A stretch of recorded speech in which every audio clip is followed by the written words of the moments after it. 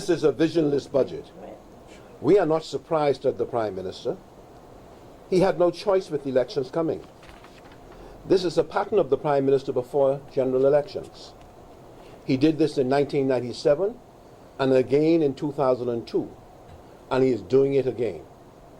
The Prime Minister is trying to fool the Bahamian people in this election year that he cares for them by spending the country's money.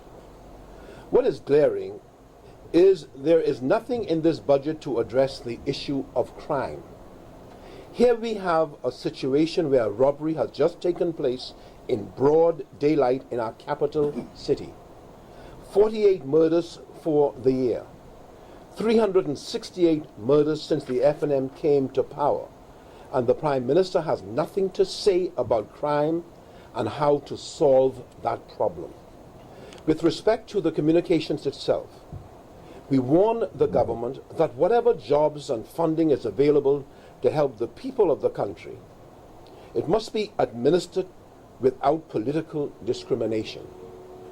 We encourage all our supporters, in fact all Bahamians, to apply for these jobs.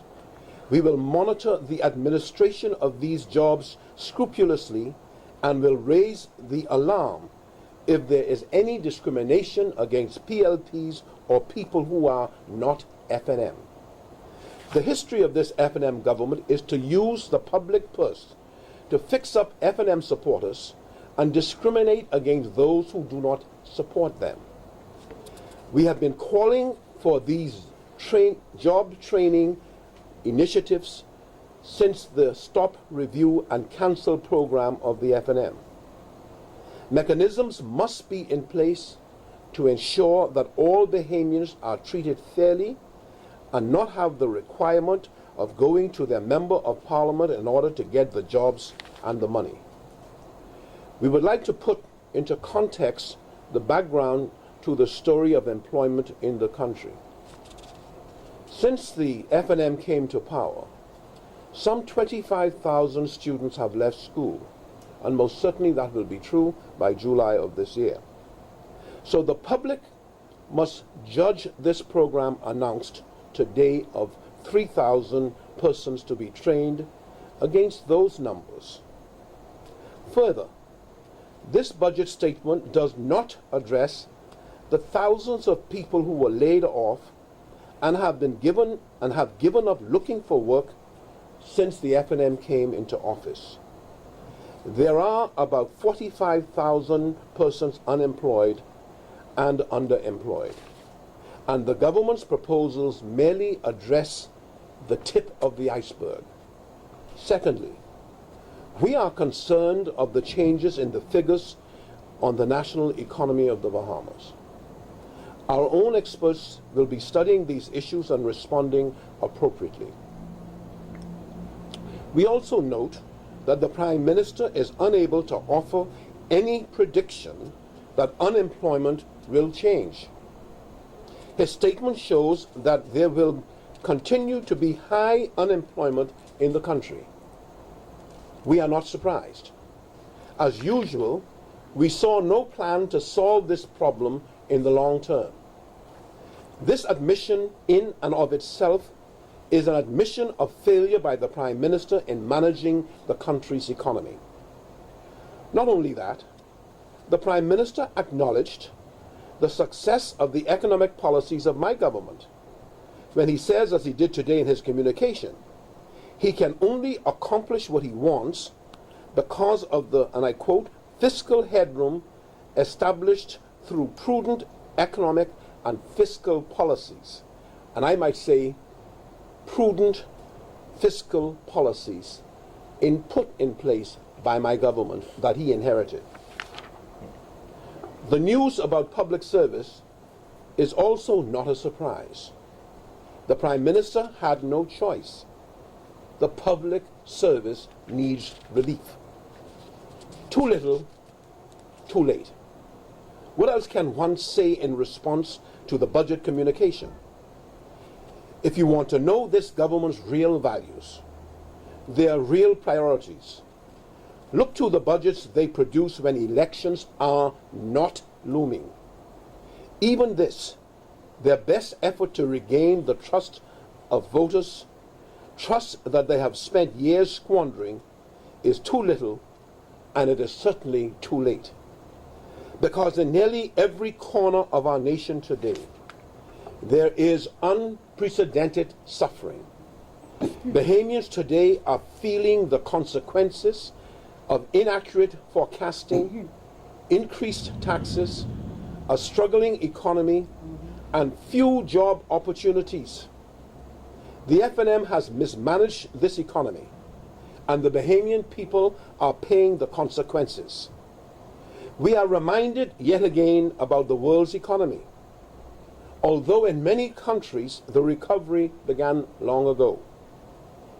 There is no courage in this government, no one willing to admit that their failures have slowed our economy, and worse, no vision to empower Bahamians going forward.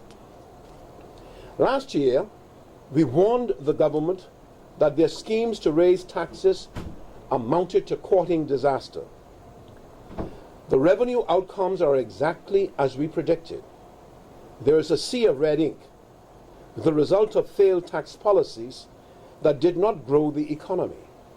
Instead, there were increased costs for business and the ordinary man, which led to increased prices to consumers. When the government increased taxes, they drove the economy further into recession, penalizing in a tangible way Bahamian entrepreneurs and the ordinary working Bahamian.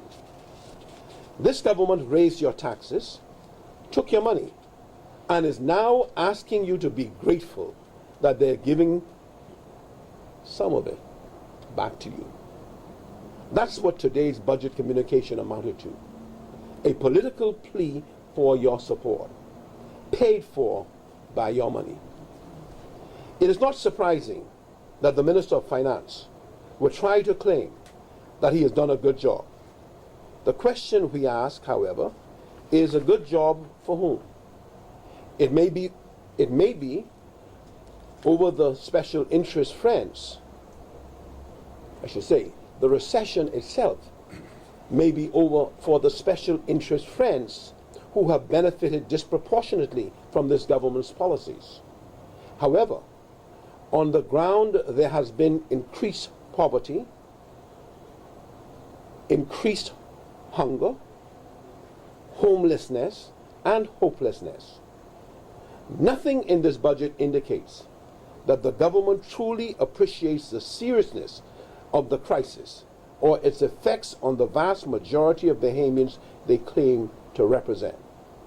And don't forget it, wherever we go in this country, we see increased poverty, increased hunger, increased homelessness, and increased hopelessness. This budget does not provide any plans or vision for the establishment of careers for the majority of the youth of the Bahamas.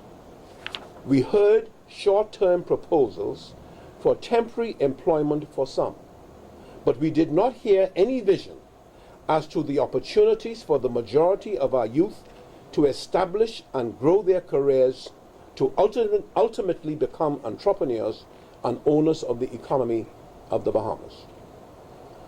Our party, the Progressive Liberal Party, is united in its determination to put the Bahamas and Bahamians first. Whenever possible, we will work with this government, but we will also fight for what we think is right, because all too often, this government has put special interests and foreign interests first, not Bahamians. Our first priority, however, is addressing crime. A nationwide crisis that demands a far more comprehensive policy than that suggested by this government. It's a problem that has devastated our communities, and fixing it requires not just resources, but vision, and above all, a government that believes that nothing matters more than giving people the security they need to live and work and play.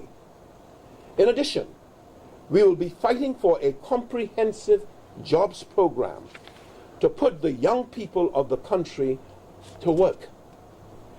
We shall speak to the need for a low tax policy. We believe that the central bank ought to lower the interest rates for borrowing in order to stimulate demand. We shall be arguing that there is need to provide greater support for the Department of Social Services. We shall be arguing that there is a need for greater support of the police to fight crime. We shall be arguing for a national youth service. We shall be arguing for a strengthened urban renewal program that is integrated with community policing strategy that my government had implemented. We shall urge the immediate implementation of the National Health Insurance Program that we left in place. The PLP believes that a budget exercise should be used as a mechanism to put forth and test economic development plans for the Bahamas. This government has failed to address the medium and long-term sustainability of the economy of the Bahamas and the best interests for Bahamians. Again, in the current budget, there are no plans for the development of the economy of the Bahamas for the best interests of Bahamians. The PLP does not believe this is the process that is in the best interest for Bahamians. We would use the budget exercise to present and debate a viable, long-term economic plan in the best interest of Bahamians. We say again, too little, too late.